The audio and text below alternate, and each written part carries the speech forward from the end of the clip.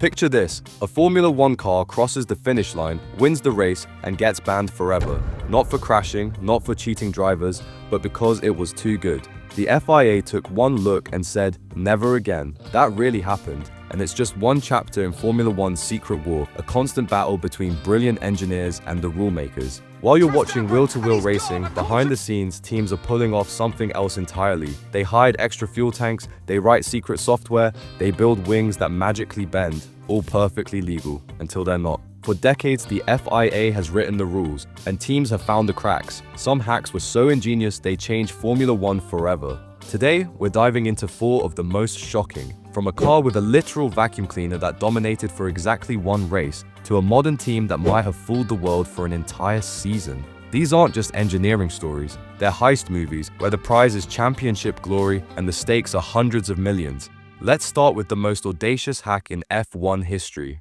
In 1978, the Formula One paddock arrived in Sweden to find Brabham had brought something different. A car so strange, so fast that it would never race again.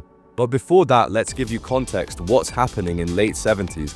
This was the dawn of the ground effect era, the single biggest performance leap in F1 since Wings. Lotus had just unleashed the 78, a masterpiece that sucked itself to the asphalt with sculpted side pods and Venturi tunnels. This gives them unbeatable cornering grip. They were winning the race after race, no one able to catch them. Brabham was their competitor, but their car have one big problem. It's wide, Alfa Romeo, flat 12 engine left no space for those tunnels. Without them, Gordon Murray's team was staring at an entire season of helpless defeat. So Murray did what great engineers do. He exploited the rules. If he couldn't channel air naturally, he'd rip it out with brute force. The Brabham BT46B had a huge engine-driven fan at the rear, spinning so fast it sucked air from beneath the car and blasted it out the back. Side skirts sealed the floor, creating a vacuum that pinned the car to the tarmac at any speed, even in corners where everyone else tiptoed. It looked like a Formula One car had swallowed a jet turbine. It sounded like a war machine, and it worked, brutally.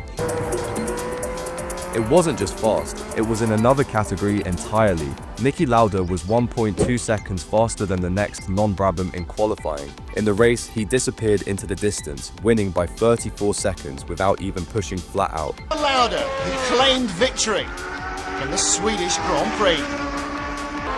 One race, one win. The Brabom Fan Car. Brabham claimed the fan was for cooling, but nobody in the pit lane believed it. The FIA banned it as a movable aerodynamic device after one race. It never lost a race, and it never raced again. If the Brabham Fan Car's secret was there for the world to see, Bar Honda's 2005 weapon was invisible. A trick so well hidden that even rival engineers standing next to the car had no clue it existed. Something about their race pace didn't add up. The bar was quick off the line, quick through the stints, and somehow built big gaps without looking like it was working harder. Rivals saw the lap times, but not the extra advantage hiding inside the car. The secret? A concealed second fuel tank tucked away in the car's fuel system, holding 10 to 19 liters that no one could see. And here's the genius. In 2005, F1's minimum weight was 600 kilos and cars were weighed empty. But empty meant whatever the FIA's official pump could remove. If fuel stayed trapped in a spot the pump couldn't reach, it didn't count. Bar's trick was simple and devastating. Before qualifying and pre-race inspections, they'd keep that hidden chamber empty or partially filled so the car hit the weight limit fair and square. Then, in the race, they ran with a lighter main tank, effectively dipping under the legal weight for most of the stint, and tapped into that hidden reserve later. The result? For nearly 2/3 of a race, the bar was lighter than the rules allowed. Lighter meant faster acceleration, less tire wear, and sharper cornering. Over a stint, that wasn't just a small edge, it was an unfair weapon, worth up to 15 seconds of advantage over a rival like Williams before the first stop. And then came the pit stop sleight of hand. The team would refill the hidden tank before the checkered flag, so when scrutineers drained the main tank after the race, the weight looked legal. On paper, nothing was wrong. On track, it was like running with a jetpack the competition wasn't allowed to touch. It all unraveled at Imola. After Jenson Button finished on the podium at the 2005 San Marino Grand Prix, FIA inspectors decided to go further than the usual fuel drain. They unbolted the fuel collector system, tipped it over, and more fuel poured out. Without it, the car was underweight. In that moment, Bar's secret wasn't just exposed, it was dead. The penalty was brutal. Bar was stripped of all San Marino points, banned from the next 2 races, and placed on season-long probation. The FIA stopped short of calling it fraud, but made it clear this was unsporting conduct, and immediately changed the rules so every drop of fuel had to be removed before weighing. And a decade later, the paddock would see another fuel-related controversy. But this time, it wasn't about hidden tanks, it was about how much fuel you could burn in real time, and Ferrari would find themselves in the middle of one of F1's most mysterious scandals. Ferrari, as you know, they were struggling since the great Michael Schumacher left them in 2006. Schumacher left behind more than just a stack of trophies. He left a blueprint for dominance, a culture of relentless precision that had carried the Scuderia to 5 straight constructors' titles. But once that era ended, Ferrari struggled to recapture the magic. They came close in 2007 and 2008, with Kimi Raikkonen and Felipe Massa pushing the fight to the final race. Yet over the next decade, the team slid into a cycle of near misses and reinventions. Leadership changes, technical shakeups, and a carousel of concepts meant Ferrari rarely built on the same foundation 2 years in a row. Some seasons, they chased raw engine power. Others, they gambled on radical aerodynamics, sometimes both. By the late 2010s, Mercedes had turned Formula One into a one-team championship. Ferrari were desperate. Sebastian Vettel and newcomer Charles Leclerc could fight in qualifying, but on race day, the silver cars were untouchable. Ferrari needed something, anything, to turn the tide. And in 2019, it looked like they'd found it. The SF90 wasn't perfect, its downforce was lacking, but down the straights, it was a rocket. At Spa, Monza, and Sochi, their speed trap figures were jaw-dropping, 10 kilometers per hour faster than Mercedes in a straight line. Not just for a lap or two, lap after lap, stint after stint. In an era of tightly controlled hybrid engines and fuel flow limits, it didn't just raise eyebrows, it screamed that something was different. That something sat in the heart of the power unit. FIA regulations capped fuel flow at 100 kilograms per hour, measured by a single highly calibrated sensor. It was designed to be uncheatable, a watchdog that ensured no team could burn more fuel for more power. But paddock whispers suggested Ferrari's engineers had found a blind spot. Rumors swirled about manipulating fuel flow in bursts so brief the sensor couldn't register them, like slipping extra frames into a film reel so fast the eye can't see them. If true, it would mean more fuel entering the combustion chambers than the rules allowed, delivering that extra straight line punch. Red Bull were the first to make it official. They submitted a direct question to the FIA. If a team were to momentarily exceed fuel flow limits in a way the sensor couldn't detect, would that be legal? The FIA's answer came in the form of a new technical directive. Any attempt to manipulate or bypass the sensor, however brief, would be considered illegal. And with that, Ferrari's magic vanished. At the very next race, the SF90's straight line advantage disappeared. Their top speeds fell in line with everyone else's, and their form dipped so sharply that even casual fans noticed. Mercedes cruised to the titles, Ferrari denied any wrongdoing, and the FIA never proved the allegations in public.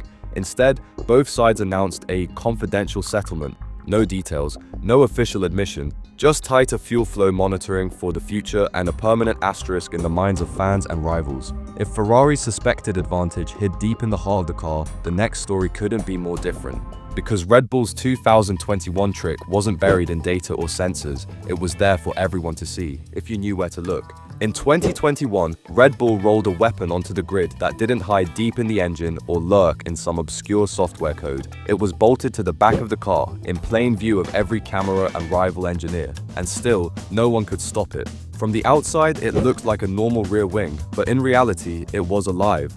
At low speeds in corners, it stood rigid, delivering the high downforce Max Verstappen and Sergio Perez needed to glue the car to the track. Then, as the RB16B roared down the straight, the wing subtly bent backward and down, just enough to slice away drag and let the car hit top speeds that made Mercedes grind their teeth.